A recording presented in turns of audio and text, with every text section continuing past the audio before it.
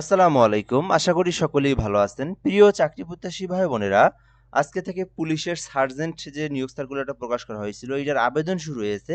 তো কিভাবে আপনারা একদম নির্ভুলভাবে আবেদন করবেন, এই প্রসেসটাই আপনাদেরকে দেখিয়ে দেব। সম্পূর্ণ ভিডিওটা ধৈর্য সহকারে দেখবেন। তাহলে আপনি একদম ঘরে বসে থেকেও আবেদন করতে পারবেন এবং আবেদন সম্পর্কে যে তথ্যগুলো জানা প্রয়োজন, এখান থেকে আপনি জানতে পারবেন, বুঝতে পারবেন এবং আবেদন করতে চাইলে আবেদনও করতে পারবেন। হ্যাঁ, এখানে একটা বিষয় আছে, সার্জেন্ট পদে আবেদন করতে কিছু বিষয় আপনাকে অবশ্যই জানতে হবে। তাছাড়া আপনি আগে আবেদনের প্রসেসে যেতে পারবেন না। তো এই বিষয়গুলো আপনাদেরকে আমি সংক্ষিপ্তভাবে ১ মিনিটের মধ্যে বলে দিচ্ছি আপনার কি যোগ্যতা, অভিজ্ঞতা থাকতে হবে। তো সার্জেন্ট পদে আবেদন করতে বাংলাদেশের ৬৪ জেলার যেকোনো ছেলে-মেয়ে উভয়ে আবেদন করতে পারবে। সকলের জন্যই আরকি এটা, ঠিক আছে? আচ্ছা, বয়স যেটা ১ নম্বরে দেওয়া আছে বয়স। ভালো করে বুঝবেন, দেখবেন, ধৈর্য সহকারে সম্পূর্ণ ভিডিওটা দেখবেন। বয়সটা কিন্তু অবশ্যই আপনার ২ এপ্রিল ২০২৬ খ্রিস্টাব্দ হতে ১৯ থেকে ২৭ বছরের মধ্যে হতে হবে। আপনার বয়সটা কিন্তু ২৭ বছরের মধ্যে হতে হবে। মানে আপনার ১৯শে এপ্রিল থেকে বাদ দিবেন বা জন্ম তারিখটা বাদ দিবেন। যদি দেখেন যে আপনার বয়সটা হচ্ছে ২৭ এর মধ্যে, ১৯ থেকে ২৭ এর মধ্যে, তাহলে আবেদন করতে পারবেন। ১ দ্বিতীয় বিষয় হচ্ছে আ যারা হচ্ছে মুক্তিযোদ্ধা, তারপরে হচ্ছে শহীদ আ আ বীরাঙ্গনের মুক্তিযোদ্ধা, তারপরে আপনার হচ্ছে শহীদ মুক্তিযোদ্ধা, তাদের সন্তানদের জন্য ৩২ বছর পর্যন্ত সময় রয়েছে। আর যারা আমরা সাধারণ, তাদের জন্য ২৭ বছর পর্যন্ত আবেদনের জন্য বয়স সময়সীমা। এটা হচ্ছে বয়সের বিষয়টা বললাম ১।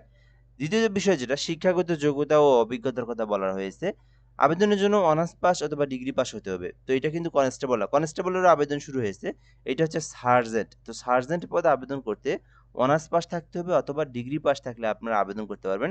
যারা মাদ্রাসা থেকে ফাজিল পাস করছেন তারাও আবেদন করতে পারবেন। ২ নম্বর বিষয় বলে দিলাম শিক্ষাগত যোগ্যতা। ৩ নাম্বার হচ্ছে মোটরসাইকেল চালানোর দক্ষ হতে হবে। মোটরসাইকেল চালানো জানা থাকতে হবে। এটা কিন্তু মাস্ট থাকতেই হবে। মোটরসাইকেল চালানো জানা থাকতে হবে। ৩ নাম্বারে কম্পিউটারের দক্ষতা সম্পন্ন হতে হবে। অবশ্যই কম্পিউটার সম্পর্কে আপনার জানা থাকতে হবে। Microsoft Office, MS Word, MS Excel, PowerPoint, তারপরে হচ্ছে আপনার ইন্টারনেট ব্রাউজিং, এই বিষয়গুলো অবশ্যই আপনাকে জানা থাকতে হবে। টাইপ করতে পারতে হবে, টাইপের গতি থাকতে হবে। এই বিষয়গুলো যার মধ্যে আছে তারাই আবেদন করতে পারবেন। ৩ নম্বরে বলা রয়েছে জাতীয়তা অবশ্যই বাংলাদেশের নাগরিক হতে হবে। অনেকে আছে বাংলাদেশের নাগরিক প্লাস অন্য কোনো দেশের। তো তারা আবেদন করতে পারবে না। শুধুমাত্র যারা বাংলাদেশের নাগরিক তারাই আবেদন করতে পারবে। ৪ নম্বরে আরেকটা বিষয় রয়েছে, বৈবাহিক অবস্থা অবশ্যই অবিবাহিত হতে হবে। অবশ্যই ২৭ বছর হইলেও এখানে বলা হয়েছে অবশ্যই অবিবাহিত হতে হবে। তবে তালাকপ্রাপ্ত, তালাক গ্রহণযোগ্য নয়। অবিবাহিত হতে হবে। এরপরে কোটা পদ্ধতি অনুসরণ করা হবে সর্বশেষ নীতিমালা অনুযায়ী। এই ছিল মোট ৪ টে বিষয়। একটা হচ্ছে বয়স ২৭ এর নিচে হতে হবে। আ অনার্স অথবা ডিগ্রি পাস হতে হবে, মোটরসাইকেল চালানো জানা থাকতে হবে, কম্পিউটার জানা থাকতে হবে। এটা হচ্ছে মেইন বিষয়। আচ্ছা, এরপরে পুরুষ প্রার্থীর উচ্চতা। উচ্চতা হচ্ছে ৫ ফুট ৮ ইঞ্চি। ভালো করে শুনবেন। ৫ ফুট ৮ ইঞ্চি হইলে আবেদন করতে পারবেন। নারীদের ক্ষেত্রে ৫ ফুট ৪ ইঞ্চি হইলে আবেদন করতে পারবেন।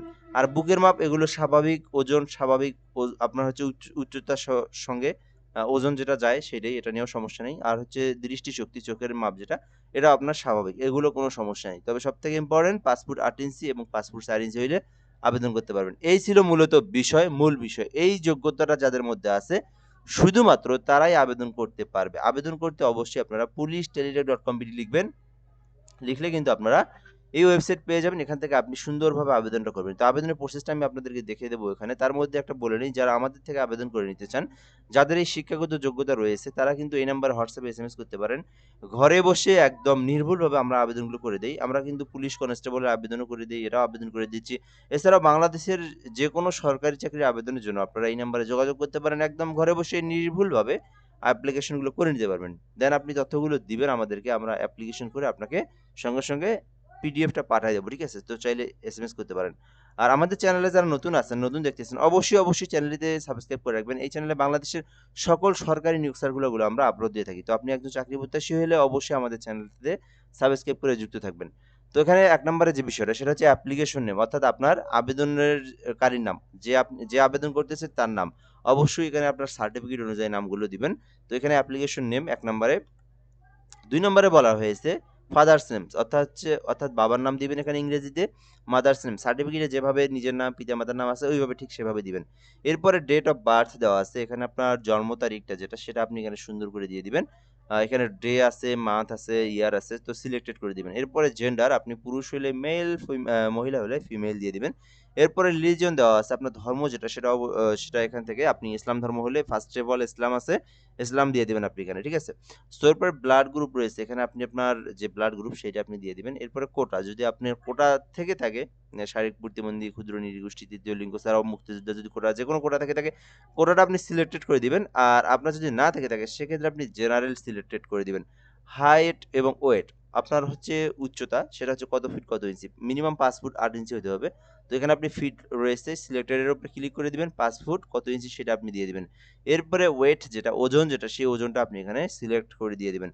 ওকে, এরপরে ন্যাশনালিটি দেওয়া আছে, এখানে আপনার দুইটা বিষয় রয়েছে এখানে, যদি আপনার বিষয়টা বোঝেন, যদি আপনার বার্থ রেজিস্ট্রেশন থাকে, যদি আপনার এনআইডি না থাকে, বেসিক্যালি সবারই থাকবে যেহেতু 27 বছর, কনস্টেবলে অনেকের থাকে না যেহেতু ছোট যারা, তবে এটা তো সবারই থাকবে। তো এখানে যদি আপনার বার্থ রেজিস্ট্রেশন না থাকে, নো করে দিয়ে আপনি এই যে এটাতে ন্যাশনাল আইডি কার্ডটাতে ইয়েস করে দিয়ে আপনার এখানে একটা ঘর ফাঁকা থাকবে, সেখানে আপনি এরকম একটা ঘর আসবে এখানে। তো এই বিষয়টা আমি দেখাচ্ছি না কেন, আপনার অ্যাপ্লিকেশন প্রসেসটা দেখাইলে ইউটিউব সেই ভিডিওটাকে ডিলিট করে দেয়, যার কারণে আমি এটার অ্যাপ্লিকেশন কপিটা পিডিএফটা এখানে আলাদা করে নিয়ে আসছি, সেখান থেকে দেখাচ্ছি, তাছাড়া ওখান থেকে দেখাইলাম।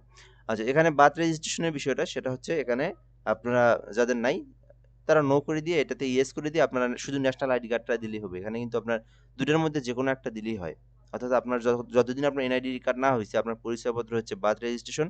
যখন আপনার এনআইডি কার্ড হয়ে যায় তখন তো আপনার এনআইডি কার্ড ওইটাই আপনার পরিচয়পত্র। তো এটা আপনি নো দিয়ে আপনি এখানে ইয়েস করে দিয়ে আপনার ন্যাশনাল আইডি কার্ড নাম্বারটা দিবেন। এরপরে মেরিটাল স্ট্যাটাস অবশ্যই এখানে আপনি সিঙ্গেল দিবেন। কেয়ার অফ, পিতা বেঁচে থাকলে আপনি এখানে পিতার নাম দিবেন, আর যদি না থাকে সেক্ষেত্রে মাতার নাম দিতে পারেন, কেয়ার অফ দিয়ে দিবেন। এরপরে এখানে ভিলেজ, টাউন, রোড দেওয়া আছে, এখানে আপনার গ্রামের নাম দিবেন। ডিস্ট্রিক্ট এখানে সিলেক্ট করে দিবেন, আপনার যে জেলা সেই জেলাটা সিলেক্ট করে দিবেন। উপজেলা সিলেক্ট করে দিবেন। এখানে পোস্ট অফিস দিবেন, পোস্ট করে দিবেন। এই বিষয়টা আমি একটু ক্লিয়ার করে দেই। এই সার্কুলারগুলোতে, ডিফেন্সের সার্কুলারগুলোতে অবশ্যই আপনারা স্থায়ী ঠিকানাটাই দেওয়ার চেষ্টা করবেন ২ জায়গাতে। অনেকে দেখা যায় যে ভাড়া থাকে কোথাও, ঢাকায় থাকে, সিঙ্গেল মেসে থাকে, সেই ঠিকানাটাও দিয়ে রাখে। তো আমি বলব না, এটার প্রয়োজন নাই। আপনারা যেখানে আপনার এনআইডি কার্ড করা আছে, যেটা আপনার পার্মানেন্টলি যে স্থায়ী ঠিকানা, ওই ঠিকানাটাই আপনারা ২ জায়গাতেই দিবেন। এখানে আপনার ওই ভাড়া থাকার জন্য ভাড়া থাকেন বা মেসে থাকেন বা কোথাও লেখাপড়া করেন, সেই ঠিকানাটা আপনার এখানে প্রেজেন্ট ঠিকানাতে দেওয়ার প্রয়োজন নাই। দিলে সমস্যা নাই, বাট আমি বলব দেওয়ার প্রয়োজন নাই। আপনারা এটা একদম স্থায়ী ঠিকানা যেটা, ঠিক আছে? এই স্থায়ী ঠিকানাটাই ২ জায়গাতেই আপনি দিবেন। সেটাই সবথেকে ভালো হয়। আচ্ছা, মোবাইল নাম্বার এখানে আপনার যে মোবাইল নাম্বারটা সবসময় সচল থাকে এই নাম্বারটা এখানে দিবেন। রিপিট করে আবার এখানে কপি করে দিবেন। নাম্বারটা যেন একই হয়, ম্যাচিং হয়।